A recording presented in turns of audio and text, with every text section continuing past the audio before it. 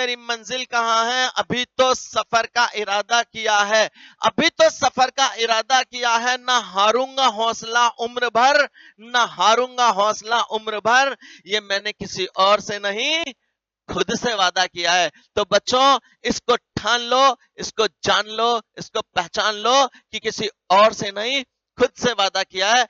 दूसरे से झूठ बोल सकते हो, लेकिन अपने अंतर मन से, अपने खुद के मन से झूठ नहीं बोल सकते। अपने से खुद से किए हुए वादे को कायम रखो, सरकारी नौकरी लो। तो शुरू करते हैं।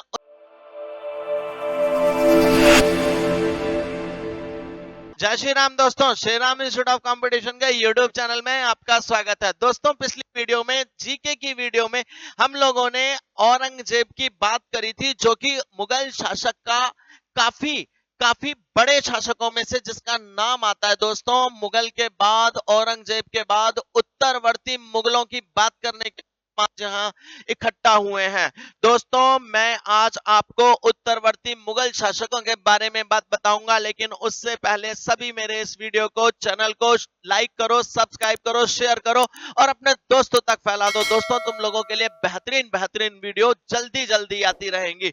तो बात करते हैं उत्तरवर्ती मुगल शासकों की। बच्चों, उत्तरवर्ती मुगल शासक, देखिए बच्चों, औरंगजेब की मृत्यु 1707 में हुई, और जब औरंगजेब की मृत्यु 1707 में हुई, उस समय मुगल साम्राज्य अपने विस्तार पर था, चरम पर था। लेकिन इसके बाद के जितने भी शासक आए, उनमें से कोई भी व्यक्ति इतना योग्य नहीं हो पाया जैसे बाबर, जैसे हुमायूं, जैसे शाहजहां, जैसे अन्य राजा जो थे। उन राजाओं के टक्कर का कोई भी ना होने के कारण मुगल साम्राज्य खत्म होता चला गया, समाप्त होता चला गया।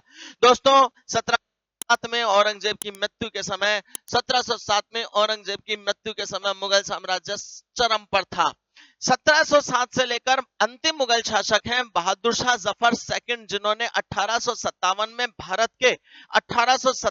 भारत के स्वतंत्रता संग्राम में भाग लिया। लेकिन उसके बीच में जो छोटे मुगल शासक आते रहे, उनके बारे में बहुत ज्यादा वो महान नहीं थे, उनके बारे में बहुत ज्यादा तथ्य नहीं बताए जाते।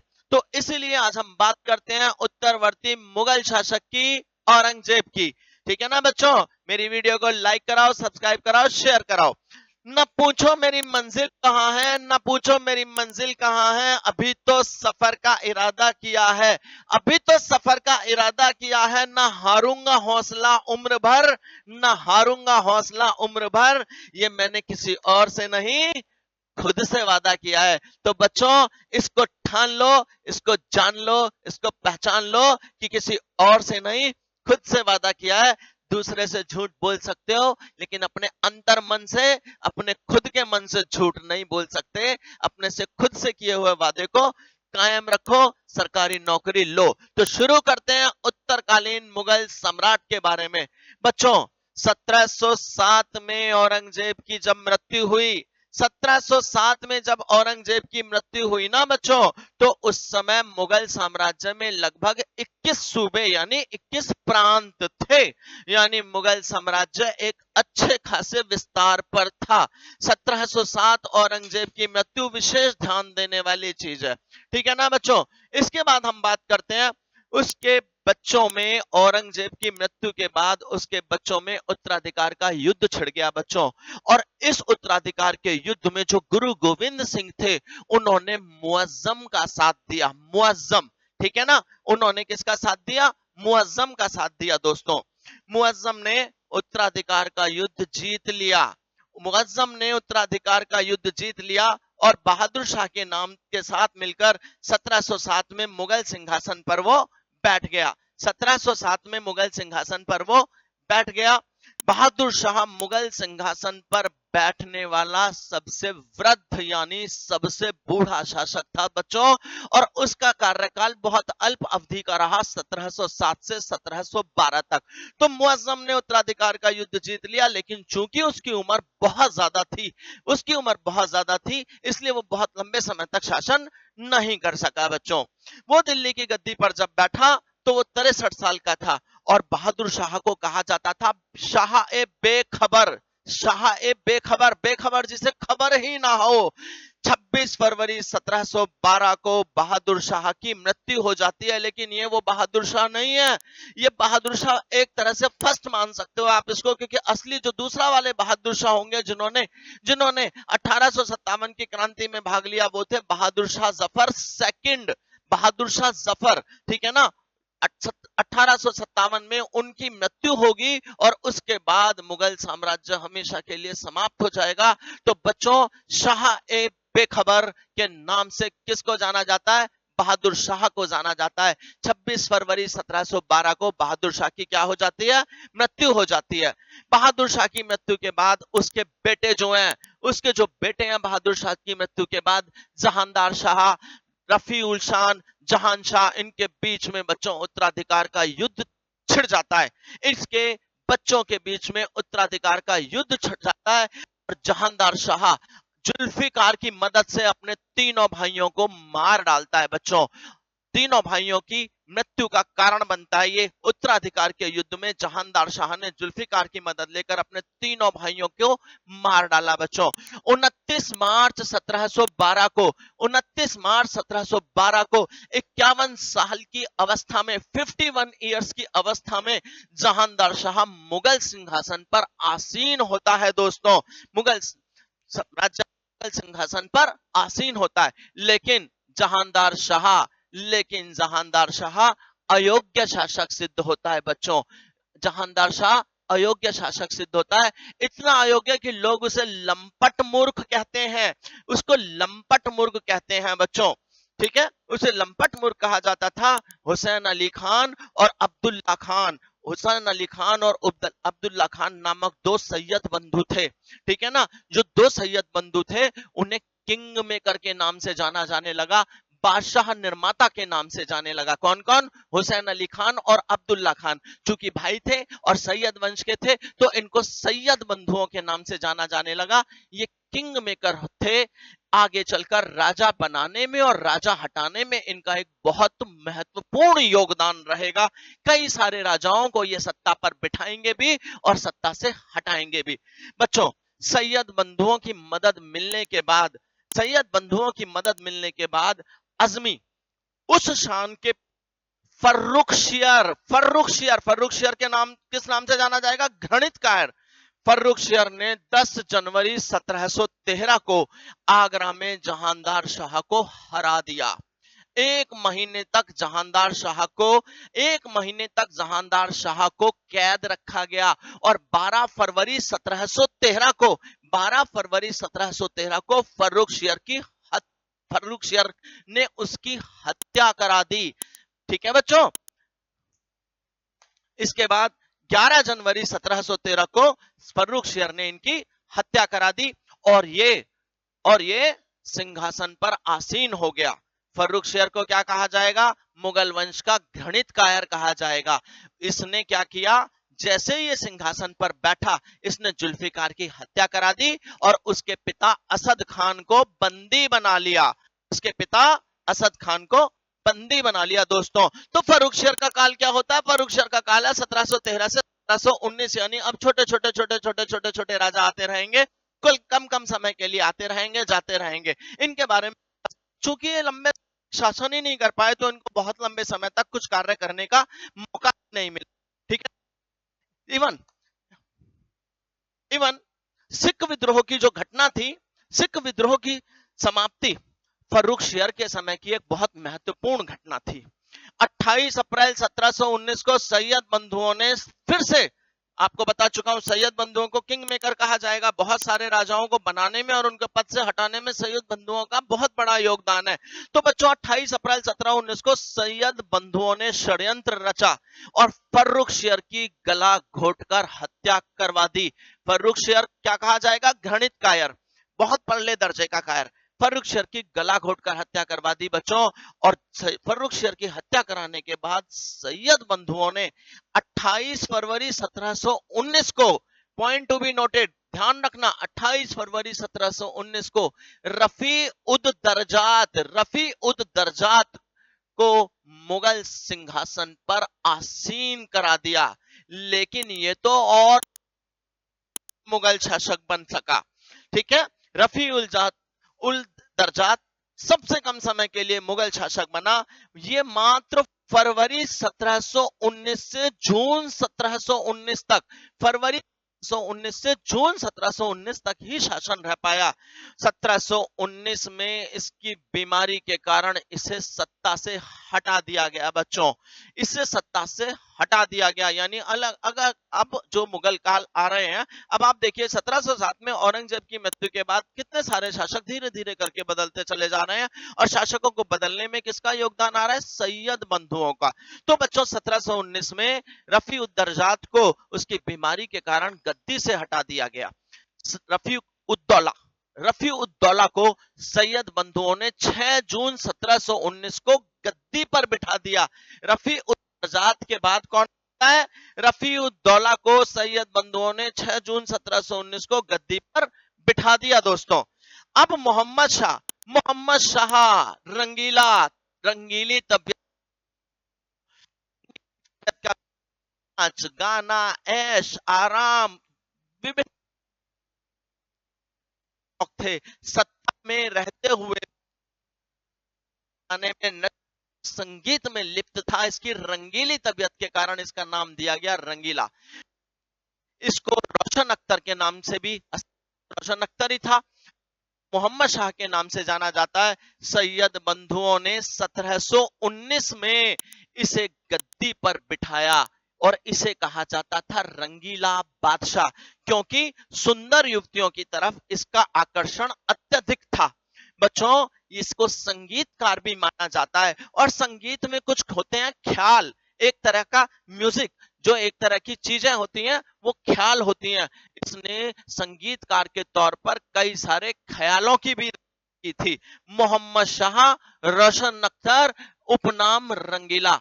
बच्चों इसको कदम कदम पर वार्न किया गया कि ईरान का नेपोलियन जिस व्यक्ति को कहा जाता है, नाम है नादिर शाह।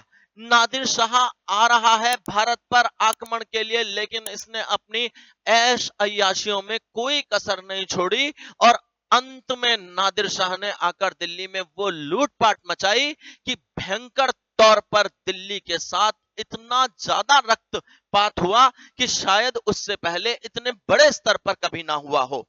चलिए बच्चों, 9 अक्टूबर 1720 को तुरानी सैनिक 9 अक्टूबर 1720 को तुरानी सैनिक हैदर बेग ने सैयद बंधु हुसैन अली खान की क्या कर दी? हत्या कर दी। वो सैयद बंधु जिन्हें किंग मेकर के नाम से, राजा निर्माता के नाम से जाना जाता है। अक्टूबर हैदर बेग ने बंधु हुसैन अली खान की हत्या करी। मोहम्मद शाह के काल में ही मैंने आपको बताया 1739 में नादिर शाह ने भारत पर आक्रमण किया। कौन है नादिर शाह? किस उपनाम से जाना जाता है? ईरान का नेपोलियन। ठीक है, किस उपनाम? ईरान का नेपोलियन। बच्चों अब शाहजहां का बनवाया हुआ तख्ते ताउस दोस्तों लूट कर ले जाएगा। लगभग करोड़ रुपए 1700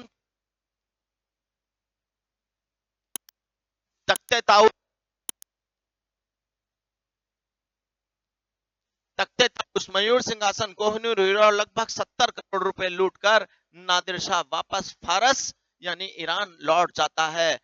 इसीलिए शाहजहां के बनवाए हुए तख्ते ताउस पर बैठने वाला अंतिम मुगल शासक कौन माना जाता है? मोहम्मद शाह रंगीला, क्योंकि उसके बाद भारत से तख्ते ताउस चला गया।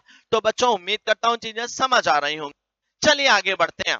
नादिर शाह ने मुगलों से सिंध का पश्चिमी प्रांत भी छीन लिया, और इसी के काल में मोहम्मद शाह के दौरान ही सैयद बंधुओं का भी अंत हो जाता है। सैयद बंधुओं का अंत नादिर शाह के काल में ही हो गया। चलो बच्चों इससे आगे की बात करते हैं। अब आते हैं एक नए शासक अहमद शाह के बारे में, जिनका शासनकाल क्या है? 1748 से 1754। 1748 से 1754 बाद कौन बने? अहमद शाह। तो अफगानिस्तान के शासक अहमद शाह अब्दाली, ठीक है, ये कौन है? ये अहमद शाह है। और अब हम बात कर रहे हैं किसकी? अहमद शाह अब्दाली की। अफगानिस्तान के शासक अहमद शाह अब्दाली का जो असली नाम था वो अहमद खान था। ये कहां के शासक है? भारत के शासक बने हैं इस समय। और अहमद शाह, ये क्या नाम है इनका? अहमद शाह। अहमद शाह के बाद कौन बनते हैं? अहमद शाह। और दूसरे व्यक्ति अभी नाम से मान लगेगा आपको, लेकिन वो है अहमद शाह अब्दाली। वो कहां का शासक है? अफगानिस्तान का। अफगानिस्तान के शासक अहमद शाह अब्दाली का जो असली नाम था वो था अहमद खान। बच्चों, बार आक्रमण किया। तो भारत में कमजोर शासक हैं और बहुत सारे विदेशियों को अब ये लगता है कि भारत एक लूट का माध्यम बन सकता है, सोने की चिड़िया है, धन धान्य से भरपूर है, इसीलिए अब सभी लोग भारत से लूट करने की कोशिश करते हैं और ये कमजोर शासक उनका कुछ भी नहीं कर पा रहे हैं। ठीक है बच्चों, एक कमजोर शासक उनका कुछ नहीं कर पा रहे। तो बच्चों, मुगल साम्राज्य के वजीर इमादुल मुल्क के प्रस्ताव पर मूर्खतापूर्ण कार्य करने वाले अहमद शाह को गद्दी से हटा दिया गया। अहमद शाह को गद्दी से हटा दिया गया, उसकी आंखें फोड़ दी गई, उसको अंधा बना दिया गया, सलीमगढ़ की जेल में कैद कर दिया जाता है। ठीक है बच्चों, उसे सलीमगढ़ की जेल में कैद कर दिया जाता है। चलिए बच्चों, अब हम बात करते हैं आलमगीर सेकंड की। आलमगीर सेकंड का कार्यकाल था 1754 से 1759। अहमद शाह के बाद जहांदार शाह के पोते अज़ुज़ुद्दीन को आलमगीर सेकंड के नाम से मुगल साम्राज्य पर बिठाया जाता है, मुगल सिंहासन पर आरूढ़ किया जाता है। बच्चों, इसके शासनकाल में साम्राज्य की सैनिक और वित्तीय अवस्था पूरी तरह से अस्त व्यस्त हो जाती है। बहुत कमजोर शासक है बच्चों। 1759 में इमामुल मुल्क ने आलमगीर सेकंड की हत्या करके शव को लाल किले के पीछे यमुना नदी में फिकवा दिया बच्चों। और शाह आलम सेकंड के, इसके बाद आता है शाह आलम सेकंड। 1759 to 1806 आलमगीर द्वितीय का उत्तराधिकारी बनता है उसका बेटा शाह आलम सेकंड। इसका असली नाम क्या है? इसका असली नाम है अली गौहर। इसी के शासनकाल में 1761 में पानीपत का तीसरा युद्ध होता है बच्चों। बहुत महत्वपूर्ण युद्धों में से एक है। 1761 में पानीपत का जो तीसरा युद्ध हुआ वो अहमद शाह अब्दाली और मराठों के बीच में हुआ। और बच्चों, इस युद्ध के बाद मराठों की हार हुई बुरी तरह से। बच्चों, मैं आप लोगों को पहले भी बता चुका हूं, 1526 में पानीपत के पहले युद्ध में मुगल साम्राज्य बाबर ने भारत में अपने साम्राज्य की नींव रखी थी। और यह पानीपत का तीसरा युद्ध है। पानीपत का पहला युद्ध किस किस के बीच हुआ? 1526 में बाबर और इब्राहिम लोदी के बीच। शाह आलम सेकंड ने 1764 में बक्सर के युद्ध में, बहुत महत्वपूर्ण युद्ध बच्चों, ये दो युद्ध, एक बक्सर का युद्ध और एक प्लासी का युद्ध, ये दो युद्ध भारत के अंदर अंग्रेजों की सत्ता स्थापित करने में, अंग्रेजों को प्रभुत्व स्थापित करने में मील का पत्थर साबित होंगे। सही मायने में अंग्रेज इन दोनों युद्धों के बाद ही भारत के ऊपर अपना आधिपत्य जमाने के लिए अपनी पकड़ मजबूत कर लेंगे।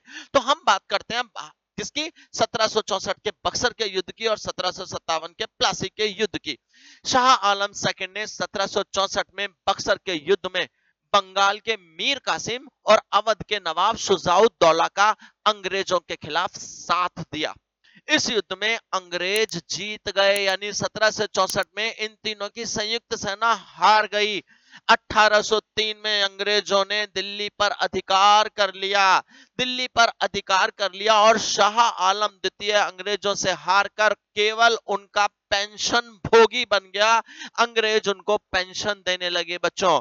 और 1806 में गुलाम कादिर खान शाह आलम सेकंड की हत्या करवा देता है। शाह आलम द्वितीय ने, ठीक है, बक्सर के युद्ध में बंगाल के मीर कासिम और अंग्रेजों के खिलाफ साथ गया था और द्वितीय की हत्या करा दी। कुछ प्रॉब्लम है इसको? कोई बात नहीं, चेक कर लेते हैं एक बार आगे क्यों नहीं बढ़ रही है ये। ठीक है बच्चों, द्वितीय की हत्या करा दी। चलिए, अब इसके बाद आता है अगला शासक अकबर सेकंड। 1806 से 1837 तक इसका शासन काल है बच्चों। अकबर सेकंड में आप लोगों को बता दूं, अकबर सेकंड शाह आलम द्वितीय के बाद गद्दी पर बैठता है। अंग्रेजों के संरक्षण में बादशाह बनने वाला पहला शासक, पहला बादशाह कौन है? अकबर सेकंड। अंग्रेजों के संरक्षण में, पॉइंट टू बी नोटेड, ध्यान रखना है इस बात का, अंग्रेजों के संरक्षण में बनने वाला पहला राजा। बहुत इंपॉर्टेंट क्वेश्चन है ये। अकबर सेकंड कार्यकाल में बादशाह का अधिकार केवल लाल किले तक सिमट कर रह गया, यानी सही मायने में मुगल बादशाह नाम मात्र के साथ अब उनका जो कार्यकाल रहेगा, जो उनका शासन स्थल रहेगा, केवल लाल किले तक सिमट कर रह गया, क्योंकि अंग्रेजों ने लगभग भारत पर अधिकार शुरू कर दिया। ठीक है ना बच्चों, ये अंग्रेजों का केवल पेंशन भोगी बनकर रह गया और सिर्फ नाम मात्र का बादशाह बनकर रह गया अकबर सेकंड। बच्चों मोस्ट इंपोर्टेंट क्वेश्चन, अक्सर क्वेश्चन आता है पेपर में कि राजा राम मोहन राय को राजा की उपाधि किसने दी? इसी अकबर सेकंड ने। इसी अकबर सेकंड ने राजा राम मोहन राय को राजा की उपाधि दी। इसी के काल में अंग्रेजों ने मुगलों के सिक्कों का चलना बंद करवा दिया। उन्होंने मुगलों की जो मुद्रा थी उसको समाप्त करा दिया और 1837 तक आते आते अकबर सेकंड की भी मृत्यु हो जाती है। 1837 तक आते आते अकबर सेकंड की मृत्यु हो जाती है। मुझे लगता है कि कुछ तंग कर दिया ये पीपीटी, कोई बात नहीं, हम अपना टॉपिक तो जारी रखना ही है। ठीक,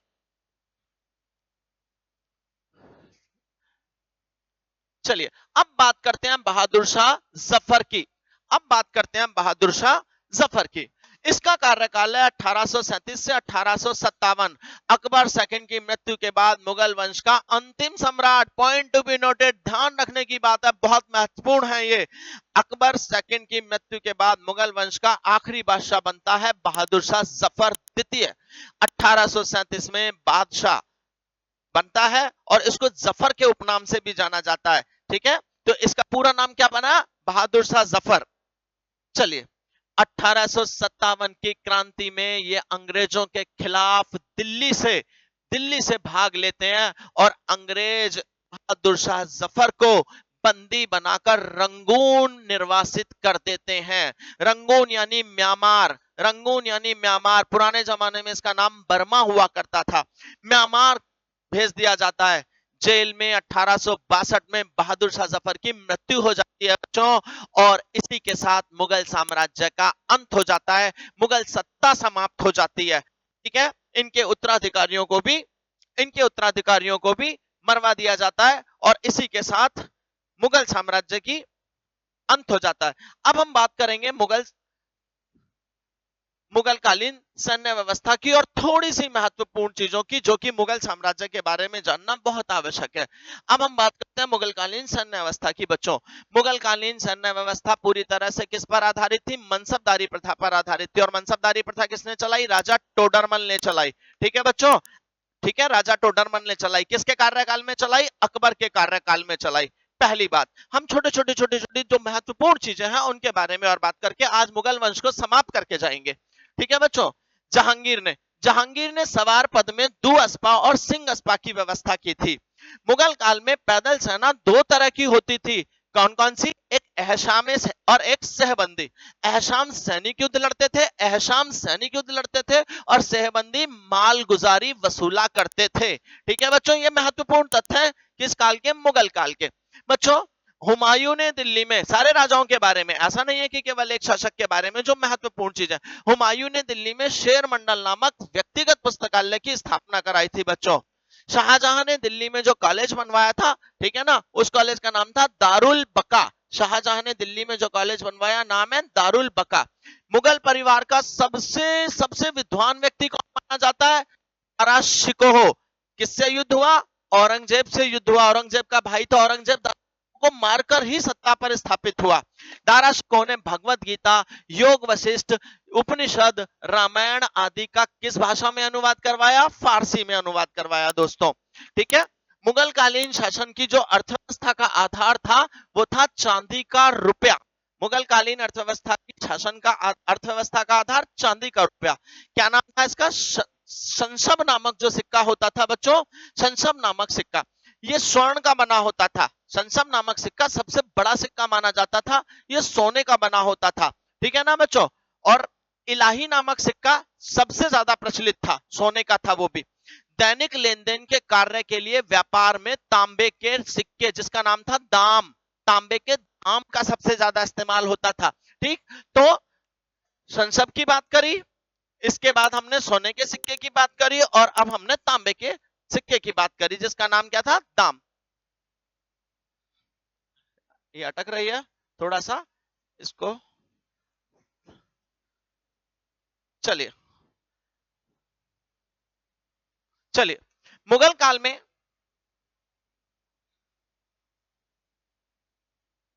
चलिए मुगल काल में तांबे के दाम के सिक्के को देखिए, मुगल काल में तांबे के दाम के सिक्के को शेरशाह ने चलाया था।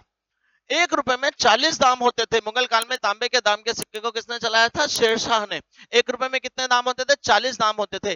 दाम के 8वें भाग को, दाम के 8वें भाग का जो सिक्का होता था उसे कहा जाता था दमड़ी। तुम लोगों ने प्राचीन भाषा में बातों में सुना होगा, तुझे एक एक दमड़ी नहीं देने का।